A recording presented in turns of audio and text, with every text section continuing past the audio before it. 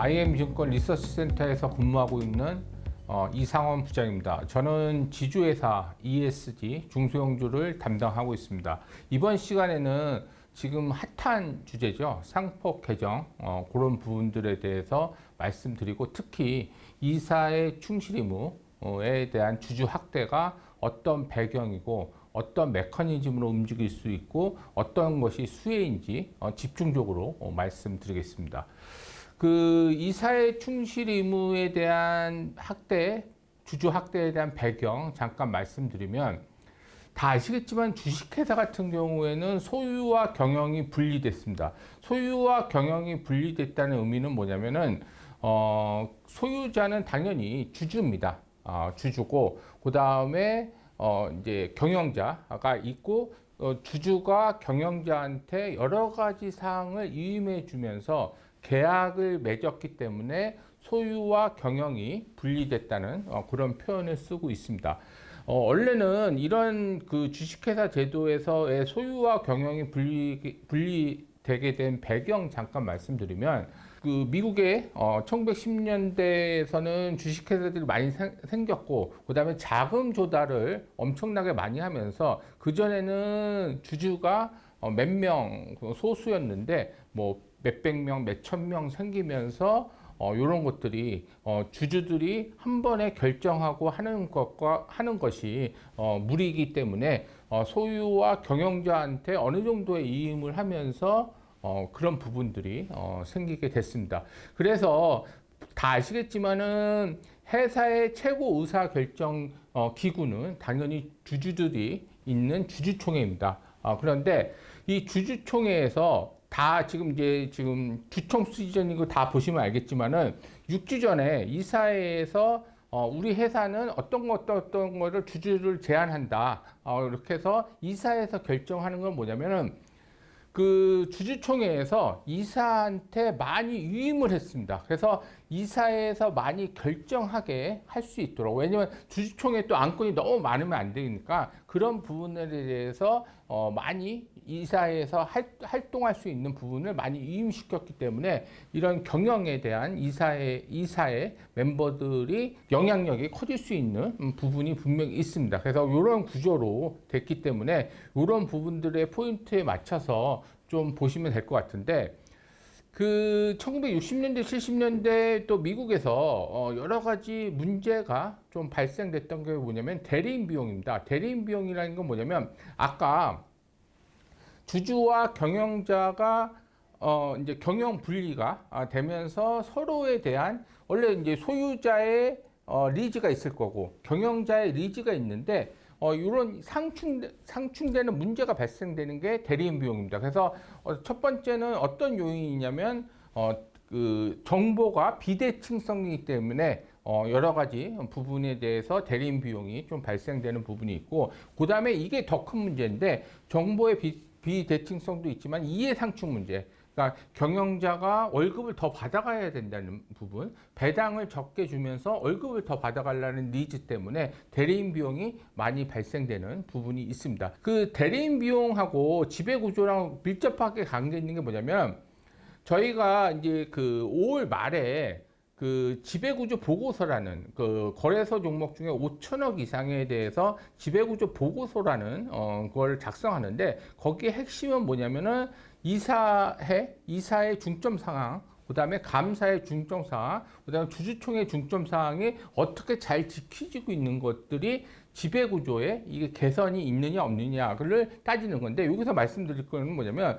지배구조는 소유구조가 아닙니다. 절대적으로 소유구조가 아니라, 지배구조는 이해관계자의 메커니즘을 지배구조라고 하기 때문에 지배구조를 개선시키기 위해서는 어떻게 해야 되냐? 그러면 뭐 이사회의 의견의 다양성을 충족시키기 위해서 여성을 이사회 멤버로 채용해야 되는지, 그런 의견의 다양성, 꼭 여성이기 때문에 채용하는 게 아니라 의견의 다양성, 의사결정의 메커니즘을 개선시키기 위해서 그런 부분들이 있기 때문에 이런 지배구조는 이런 메커니즘, 의사결정의 메커니즘인데 의사결정의 메커니즘이 잘 안 되는 부분은 아까 처음 서두에서 말씀드렸듯이 대리인 비용이 많이 발생되는 부분이다. 그래서 이런 대리인 비용이 감소가 되면은 당연히 지배구조가 개선됐다는 표현을 쓰고 대리인 비용이 증가가 되면 지배구조가 악화됐다는 표현을 쓰죠. 그런데 우리나라에서는 좀 특이하게 어떤 일들이 발생되냐면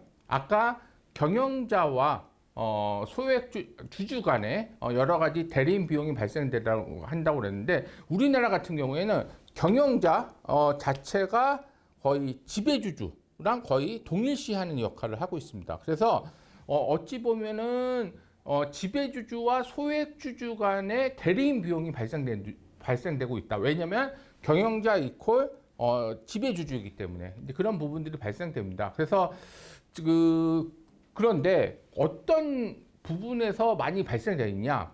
항상 여러 가지 부분이 있겠지만은 많이 수가 있으면 우리나라에서 특히 발생되는 문제점은 뭐냐면 기업 구조가 개편될 때 뭐 분할이라든지 합병이라든지 여러 가지 부분에 대해서 기업 구조를 개편시킬 때 소액주주를 거의 무시할 수 있는 방안으로 지배주주가 뭐 합병 비율을 어떻게 한다든지 분할 비율을 어떻게 하는지 등등등을 하기 때문에 이런 부분들에 대해서 이해상충 문제에서 특히 대리인 비용이 많이 발생되는 구조다. 그래서 이런 것들이 코리안 디스카운트의 하나의 원인이기 때문에 정부에서도 여러 가지 많이 노력을 하고 있습니다. 최근에 자사주 제도 개선이라든지 자사주 제도 개선이라는 건 뭐냐면은 공시를 의무화, 5% 이상 있는 부분에 대해서 의무화하는 거는 뭐냐면 아까 말씀드렸듯이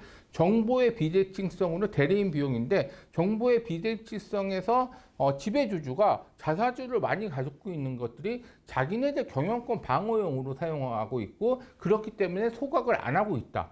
이런 부분들이 해서 정부에서는 지배주주의 사익 추구를 근절시키기 위해서 그러니까 지배주주가 일으키는 대리인 비용을 감소시키기 위해서 자사주 제도를 개선시킨다든지 그다음에 전환사채 여러 가지 문제점이 있죠. 그래서 공시를 강화하면서 콜옵션을 누가 가지고 있는지 발행했을 때 이런 부분들에 대해서 공시 강화, 정보 비대칭성, 그다음에 지배주주가 사익을 추구하는 걸 근절시키기 위해서 이런 부분들을 많이 마련했고 그다음에 단순히 주주환원 확대가 기업은 돈을 잘 버는데 주주환원 확대를 안 한다. 배당을 확대 안 하고 자사주 소각을 안 한다. 아까도 자사주 부분 말씀드렸지만 이 부분은 다 지배주주가 회사 돈을 자기 돈이라고 생각하고 있기 때문에 이런 폐단을 이제 해소시키기 위해서 밸류업 정책도 실행하고 있다. 그래서 밸류업 정책도 이게 2,400개 중에 90개 종목이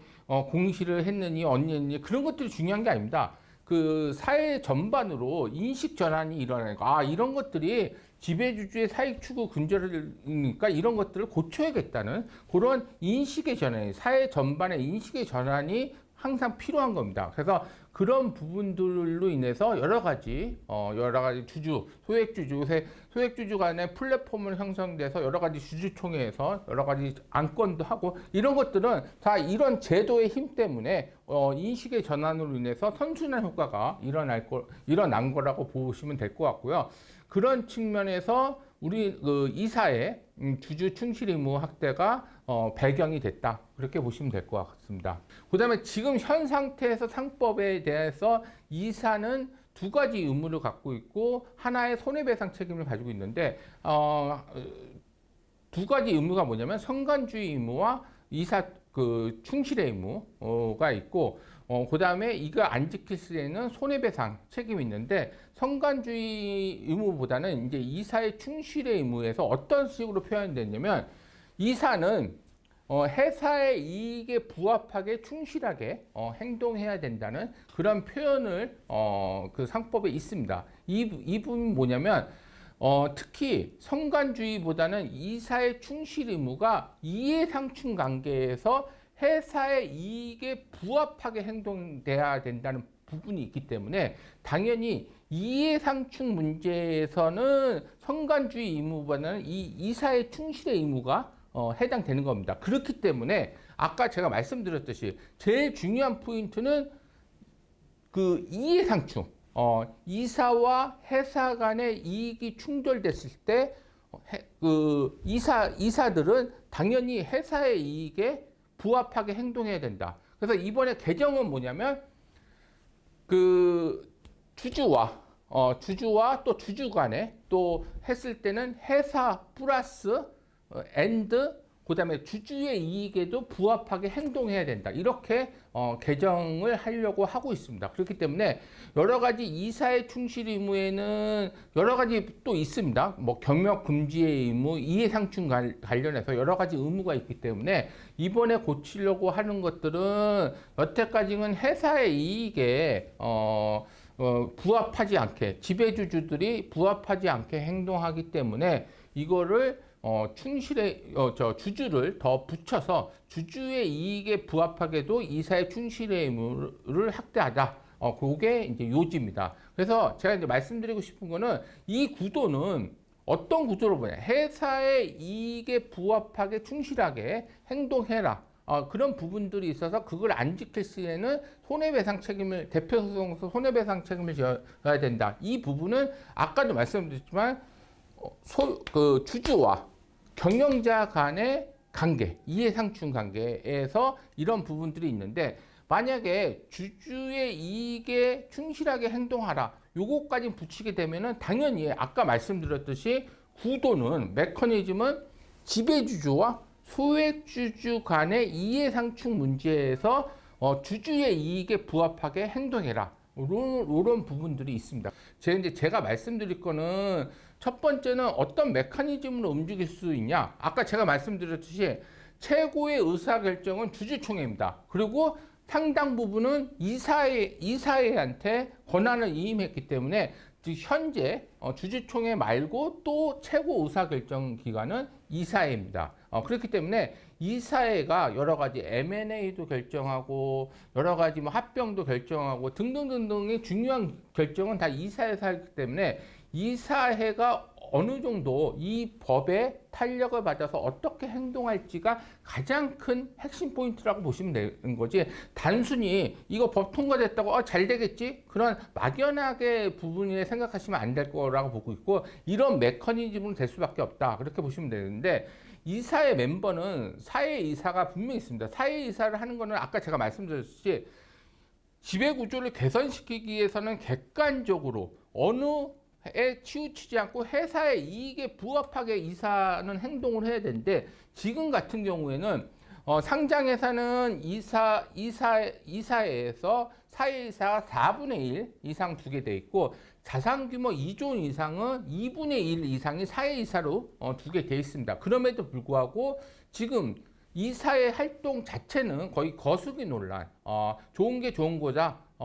그렇게 보기 때문에 지금 사내이사 분들 같은 경우에는 거의 그 지배주주랑 같이 가는 구조이기 때문에 전혀 고치지가 않습니다. 결론적으로. 그렇지만은 사회이사는 임기도 짧고 여러 가지 부분이 있기 때문에 이번 법이 통과가 되면은 사회이사의 인식 전환이 분명히 있을 거라고 보고 있고 거수기 논란 그런 것들을 많이 벗어날 수 있을 거라고 보고 있습니다. 그래서 이번에 상법 개정이 만약에 통과가 된다고 치면은 제가 말씀드렸듯이 지배주주와 소액주주 간의 메커니즘으로 변하는 거고 특히 이사회가 정상화될 수 있는 주주의 이익에 부합되게 결정될 수 있는 뭐 예를 들어서 합병한다? 합병 비율 이거 이상하지 않냐? 그 사회이사가 어느 정도 거론하면서 이거는 난 반대한다. 뭐 그럴 수 있는 메커니즘을 반환하면서 지배구조가 개선될 수 있는 부분이 충분히 생길 수 있다. 그렇게 보시면 될 것 같습니다. 그래서 이사회의 정상화로 충분히 이 법이 통과되면 충분히 그런 부분들이 지배구조가 개선할 여지가 있다. 그렇게 보시면 될 것 같고 그 다음에 또 말씀드릴 거는 뭐냐면은 그럼 어느 회사가 가장 크게 수혜를 받을 수 있냐? 그런 부분에 생각했을 때는 지주사가 가장 크게 수혜를 받을 수 있을 거라고 보고 있습니다. 알게 모르게 지주사는 할인율을 많이 받고 있습니다. 왜냐하면 중복 상장 때문에 할인율을 받고 있습니다. 왜 중복 상장이 왜 문제가 되느냐? 모회사 주주랑 자회사 주주는 이해상충 문제가 있습니다. 모회사 주주 같은 경우에는 자회사로부터 배당을 많이 받기를 원하는 거고, 그 다음에 자회사 주주 같은 경우에는 배당보다는 여러 가지 투자를 해서 모멘텀 플레이를 원하는 부분이 있습니다. 그래서 주가 상승이나 그런 것들이 이해상충이 있기 때문에, 만약에 상장이 안 됐으면, 해외같이 상장이 안 됐으면 이런 이해상충 문제는 없고 지주사만 상장이 됐기 때문에 충분히 있는데, 우리나라는 안타깝게도 중복 상장이 많기 때문에 모회사 주주와 자회사 주주가 이해상충 문제가 있기 때문에 할인율이 발생될 밖에 없는 부분이 있고, 그 다음에 기업 구조를 개편할 때 다 결정하는 거는 거의 지주회사에서 결정합니다. 아까 말한 대로 지주회사 결정할 때 지배주주의 의지대로, 그러니까 이게 뭐냐면 주주를 위해서 하는 게 아니라 뭐 후계 구도를 짜기 위해서 분할을 많이 한다든지 뭐 여러 가지 부분 지금 심심찮게 일어나고 있습니다.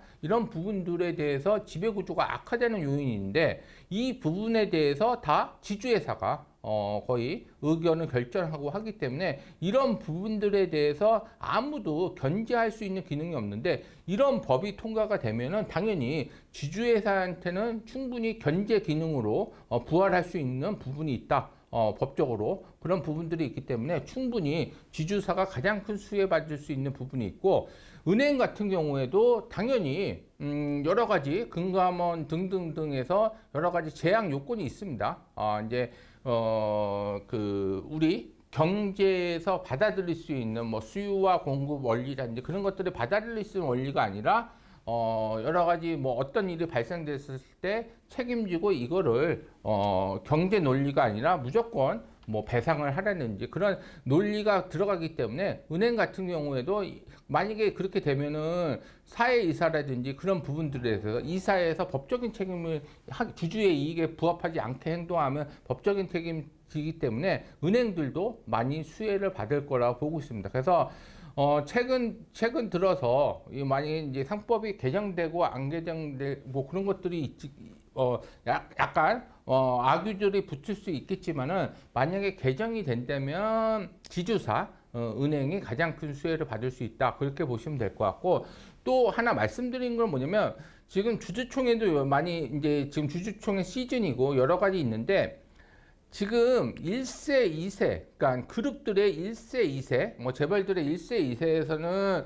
여러 가지 명수가 적기 때문에 충분히 그리고 자산 가치도 크지 않았기 때문에, 그런데 지금은 자산 가치도 많이 커졌고, 그다음에 명수도 많이 늘어났습니다. 주주의 명수도 지배주주의 명수도 많이 늘어났기 때문에, 그거를 뭐 어쨌든 해결하기 위해서 여러 가지 후계 구도를 짜고 있기 때문에, 그런 와중에서 기업 구조를 개편하면서 지배 구조를 악화시키는 일들이 아주 다반사로 발생하고 있습니다. 그래서 이런 법이 발생되기 때문에, 아까 제가 말씀드렸듯이 이제 상법이 고치게 되면은 이거를 견제할 수 있겠지만은, 이런 부분들의 지배구조 악화 부분에 대해서 주주 행동주의가 분명히 행동할 수 있는 폭이 넓어질 수밖에 있고, 그런 부분들이 주주 행동주의가 많이 한약하면서 이런 지배구조를 개선시킬 수 있는 부분이 분명히 있다고 보고 있습니다. 그래서 이런 부분들의 이슈가 올해 내내 많이 발생될 거라고 보고 있어서, 이런 부분들에 많이 참고해서 보시면 될 것 같고, 혹시나 궁금한 거 있으시면 저한테 연락 주시면 제가 자세히 설명해 드리겠습니다. 예, 이상으로 마치겠습니다. 고맙습니다.